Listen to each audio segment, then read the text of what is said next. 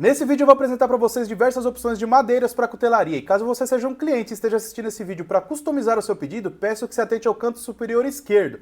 Aqui eu vou passar algumas informações importantes sobre as madeiras, como por exemplo, se ela é uma opção sazonal, que nem sempre tem no estoque. E nesse caso eu peço que você já escolha uma opção extra, para facilitar na produção. E uma outra informação importante é que em algumas madeiras é cobrado um valor extra, isso porque ou é uma madeira mais rara, ou é uma opção de empunhadura que exige mais trabalho para ser fabricada. E caso você seja um cuteleiro ou robista que esteja assistindo esse vídeo para conhecer mais opções, fique sabendo que todas as opções vocês encontram na Gavião Madeiras. Bora lá!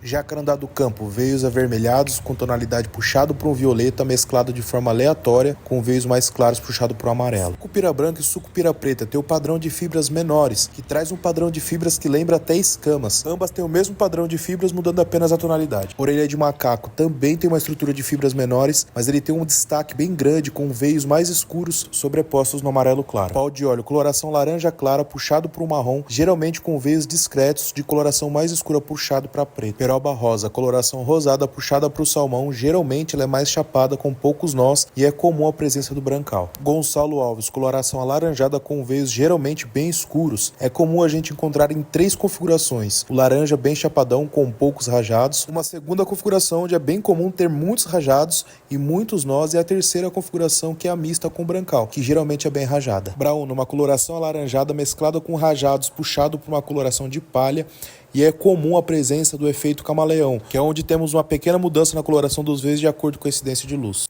Carvalho do Cerrado, uma coloração laranja cobreada e geralmente bem rajada, com os veios dessa tonalidade laranja cobreada mais escura, somado a um pouco de marrom escuro. Camaçari, madeira de coloração mais clara, com um pouco de amarelo, puxado por um amarelo palha, um pouco de bege, às vezes tem a presença da coloração salmão e é comum a presença de pequenos nós. Moreira amarela, uma das madeiras de tonalidade amarela mais viva, ela tende a oxidar um pouco com o tempo, mas diferente de outras madeiras amareladas, ela não foge tanto do tom amarelado com a oxidação e é comum o efeito camaleão nas fibras. Aroeira, madeira de tom laranja avermelhado, geralmente tem poucos rajados e geralmente observamos melhor esses rajados de acordo com a incidência da luz, no efeito camaleão.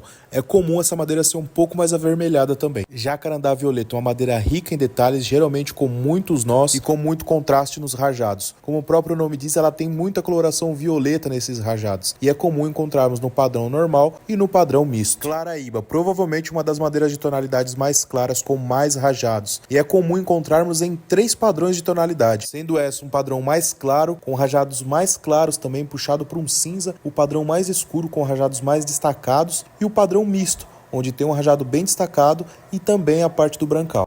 Pau-ferro negro, uma madeira geralmente de coloração marrom mais escura, mas pode ter variações mais claras também. Geralmente bem rajada, e existe uma variação interessante nessa madeira que é o curly de pau-ferro negro, que é quando tem um achatamento durante o crescimento da árvore, criando marcações transversais aos veios, deixando o efeito levemente 3D de acordo com a incidência de luz. Jacarandá da Bahia, uma coloração marrom mais escura, com veios acinzentados e às vezes puxado por um violeta. Essa madeira tem uma peculiaridade que ela costuma escurecer um pouquinho mais com o tempo. Ela tem uma oxidação um pouco mais acentuada. E é comum encontrarmos exemplares bem escuros, quase preto, e essa madeira aceita muito bem o processo de ebanização com vinagre e palha de aço. IP, também conhecido como pau d'arco, uma madeira com tons amarelados mais fraquinhos, puxado por um palha e às vezes um caramelo. E nessa espécie também podemos encontrar a presença do curly, que é uma peculiaridade que traz um efeito especial muito legal para os veios. Jatobá do Campo, uma madeira de tonalidade laranja com os veios puxado por um laranja escuro, e também é comum o efeito camaleão. Bálsamo, madeira de tonalidade também alaranjada, mas geralmente com nós e rajados mais discretos, sem muito contraste e com pouco efeito camaleão.